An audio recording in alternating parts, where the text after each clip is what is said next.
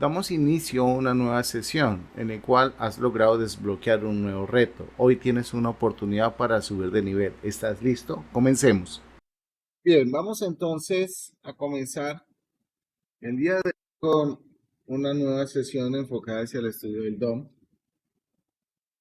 En la sesión anterior vimos unos elementos conceptuales que son importantes entender. En este caso, nodos, elementos, vimos jerarquía entre los diferentes elementos y nodos. Ahora nos vamos a enfocar en revisar algunos métodos que son utilizados para la manipulación de esos elementos del DOM. Para eso nos vamos a enfocar en búsqueda de elementos. Tradicionalmente vamos a encontrar tres elementos básicos, pero esos tres elementos, digamos que hoy en día se usan de una manera muy baja, porque existen otros elementos que ya optimizan la búsqueda. No significa que el uso de estos métodos de búsqueda son obsoletos, porque no es así. El primero es getElementById. Este método me va a permitir poder obtener o establecer referencia con un elemento de mi estructura HTML a partir de su ID. Recordemos que, como regla general, dentro del desarrollo web, los elementos o las etiquetas de mi documento deben tener un ID único. Tenemos getElementsByClassName. Notemos que este método tiene una connotación, está en plural. Eso quiere decir que este método me va a tornar un arreglo que va a contener todos esos elementos que la clase tenga un nombre específico. Recordemos que la única manera que nosotros podemos establecer, digamos, o agrupar, llamémoslo de esta forma, elementos dentro de mi documento es a través de una clase. Tenemos getElementsByTagName. Este es otro método que me va a permitir poder obtener información, pero en este caso, los elementos que voy a poder obtener están basados en su etiqueta. Quiere decir que me interesa encontrar todos los elementos que son hipervínculos, las imágenes, los div, etc. Vamos a encontrarnos por acá con un ejercicio bastante simple, donde tenemos un H1, donde ese H1 simplemente le tenemos un ID llamado título. Y tenemos un botón. Ese botón implementa un evento. Recordemos que los eventos en JavaScript, al igual que cualquier lenguaje, son estados que se van a disparar cuando el usuario interactúa con la interfaz gráfica. En este caso, cuando el usuario presiona un botón. Tenemos la función cambiar texto, la cual es llamada en el onClick. Cambiar texto, como vemos, define una constante llamada título. Ese nombre de constante no tiene nada que ver con el nombre del elemento ni con el ID. Lo que pasa es que por buenas prácticas, siempre nosotros debemos enfocarnos a que los nombres de nuestras variables constantes deberían estar muy relacionadas con el valor o el elemento que estoy manipulando. En este caso, en esa línea, lo que estamos haciendo es estableciendo una referencia. ¿Una referencia a quién? Al elemento cuyo ID sea el título. Nos vamos a encontrar posteriormente título.textContent. TextContent me va a permitir poder agregar texto en crudo. Ese texto en crudo es texto sin ningún tipo de formato HTML. Enviamos el texto cambiado con getElementById. Entonces, vamos por favor, 2 minuticos a revisar esos dos ejemplos. Vamos con el primero, que estamos obteniendo elementos por el ID. y vamos por el segundo, que estamos obteniendo elementos por su nombre de clase. La búsqueda por el nombre de clase, así nosotros no tengamos asignada ninguna regla, es una práctica que puede ser bastante significativa porque podemos marcar etiquetas para ser buscadas y modificadas. Entonces, ahí es donde apunta, digamos, el uso de las clases. Entonces, hagamos el ejercicio. No importa si en el segundo ejercicio no tenemos un CSS, un ESF, nada, o se modifique la clase. Simplemente estamos practicando el concepto de interacción. Tenemos acá otro ejemplo en el cual estamos visualizando el método o el uso del método de getElementsByTag. Vemos que tenemos una lista no ordenada en la cual nos vamos a encontrar con una serie de elementos, en este caso con unos leads item. Tenemos por acá un evento onClick, el cual está llamando una función llamada enumerar. El objetivo principal de esta función es colocarle unos números a cada elemento. No es nada más. Tenemos por acá, como podemos observar, la referencia a las etiquetas de tipo leadsItem. Tenemos el uso de una estructura iterativa que es el for, donde recordemos que tenemos el primer argumento que es el inicializador, tenemos el segundo elemento que es la condición o el rango de ejecución, y por último tenemos el operador de incremento unario que me va a manipular el step, que es la iteración. Tenemos el método length, que recordemos en los arreglos se utiliza para poder obtener la cantidad de elementos que están contenidos en un array. Luego acá, a través de elementos en la posición i.textContent, le estoy cambiando ese valor.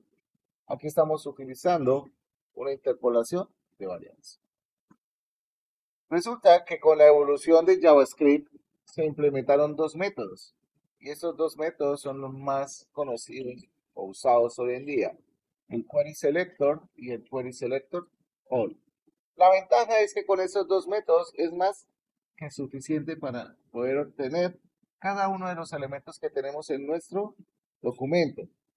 El Query Selector me va a permitir buscar un elemento específico.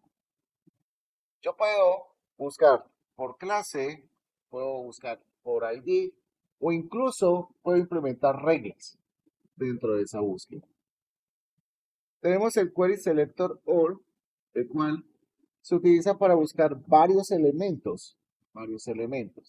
Entre esos puede ser una clase, puede ser una etiqueta o lo que necesitemos encontrar. ¿Listo? Aquí tenemos un ejemplo en el cual estoy utilizando el Query Selector. Tenemos dos etiquetas de párrafo, donde esas dos etiquetas de párrafo contienen una clase llamada mensaje. Tenemos la llamada del evento onClick y dentro de la llamada onClick estamos llamando la función cambiar 1, donde estoy especificando por acá que quiero utilizar o quiero seleccionar el selector punto mensaje. Fijémonos que al igual que CSS, el punto lo estamos utilizando en el método querySelector para poder especificar la búsqueda de una clase. Si quisiéramos buscar un ID, lo cambiamos por el símbolo numeral, gatillo, huella de gato, como lo quieran llamar, dependiendo de cómo les guste más nombrar el símbolo de numeral. Por aquí nos vamos a encontrar con el Query Selector All. Vemos, al igual que el ejercicio anterior, tenemos una lista no ordenada y acá nos vamos a encontrar de buscar estos ítems basados en su clase. Y acá simplemente vamos a tener la impresión. ¿Qué podemos encontrar acá? Hay algo muy importante cuando nosotros manipulamos el DOM y son métodos adicionales como el innerHTML. Hay cositas que debemos analizar en el uso del text content y en el innerHTML. Hay circunstancias que en ocasiones me pueden obligar a usar el innerHTML, pero el uso del innerHTML debemos hacerlo de manera muy consciente y precavida, porque el innerHTML puede garantizar un pequeño huequito de vulnerabilidad en nuestra página. Y por ese innerHTML pueden inyectarnos código malicioso. Es importante. Entonces, por favor, vamos a hacer el ejercicio en el cual estamos haciendo uso del Query Selector y el Query Selector All. Si quieren, pueden hacer uso del mismo ejercicio que estábamos trabajando hace un momento. Y vamos, pues, a utilizar estas otras propiedades, pues, para mirar algunos comportamientos. ¿Ok? Vamos a revisar qué me produce o qué salida me produce el class list. Igual lo vamos a ver. ¿Qué hace este señor? ¿Qué hace este método? A pesar de que acá pues está el comentario. Pero quiero que hagan la práctica y analicen la salida en la consola. Vamos a tomarnos 10 minuticos para eso. Vamos a entrar entonces en detalle a analizar algunos elementos que son importantes dentro del DOM y su uso. Tenemos el text content. Revisamos que el text content me permite modificar u obtener el texto en crudo de un elemento. Básicamente podemos decir que el text content me permite leer todo el texto del nodo y todas sus dependencias, sus descendientes, pero sin tener en cuenta lo que mencionábamos antes, las etiquetas HTML. Me permite escribir.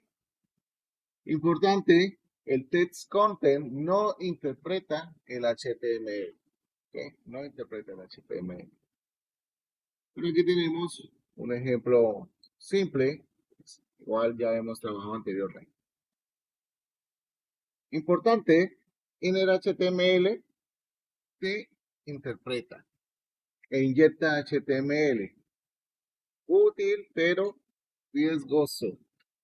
Y ahorita vamos a mirar por qué es riesgoso. Tenemos un método que es el método getBoundedClientRed. Este señor básicamente me va a permitir obtener las coordenadas de un elemento. Dice, devuelve la posición y el tamaño del elemento con respecto a quién, al viewport. Aquí, por ejemplo, tenemos una instancia de un elemento que tiene una clase llamada car. Tenemos una constante que me va a permitir almacenar la información de esa tarjeta, donde voy a poder obtener el ancho y el alto de la tarjeta siempre y cuando esté visible, donde voy a poder obtener la posición tanto a la izquierda como a la parte superior. ¿Esto para qué me puede servir? Esto me puede servir para que a partir de JavaScript pueda modificar esos valores de manera dinámica. Realmente no es muy útil porque uno nunca mueve los elementos de esa forma, pero es muy útil cuando yo utilizo elementos como los famosos tooltip text. ¿Qué es un tooltip? Un tooltip es ese mensaje que aparece cuando nosotros nos ubicamos en un elemento gráfico, en un botón. Entonces, dependiendo de donde yo esté ubicado el puntero, yo quiero que aparezca el tooltip cerca a ese espacio. Y de pronto no siempre aparezca en el centro, por ejemplo. Entonces, ahí es muy útil esta propiedad. Aquí tenemos un ejemplo en el cual, pues, estamos aplicando esa propiedad, donde el cual, pues, tenemos algunos elementos y por acá voy a obtener información de esos botones. Fijémonos que aquí aparece ya el Event Listener. Ese Event Listener es un método que me va a permitir agregar de forma dinámica un evento. Y estos eventos yo los puedo programar internos dentro del Event Listener o simplemente llamar una función. Entonces, en este caso, fijémonos que estamos utilizando las propiedades TextContent y fijémonos que tenemos una propiedad, un método, perdón, que se llama ClassList. Y le estoy diciendo .add. Quiere decir que estoy accediendo a la clase ClassList y al método add. Quiere decir que al botón le estoy agregando una clase llamada aplicado. ¿Okay? Que en este momento aplicado está de pronto por acá. Tenemos acá estado aplicado. Entonces, ¿qué vamos a hacer? Vamos a ejecutar este pequeño ejercicio en el cual tenemos estos dos botones. Botón importante y botón demo. Vamos a analizar qué hace este señor, qué hace este señor, qué hace este señor. Notemos que básicamente lo que estoy haciendo acá es modificando los estilos. ¿Los estilos de quién? Del elemento. ¿De cuál elemento? Del que tengo referencia, por cual establecí referencia. Le estoy diciendo que necesito modificar los estilos en cuanto al color de fondo, color del texto, borde y cursor. Acá le estoy diciendo no permitido. Quiere decir que al momento que le dé clic, ya ese botón queda totalmente desactivado y no voy a poder interactuar con él. Entonces, vamos a hacer esta prueba, por favor. Bien, ya vimos cómo podemos interactuar con estos elementos. Por acá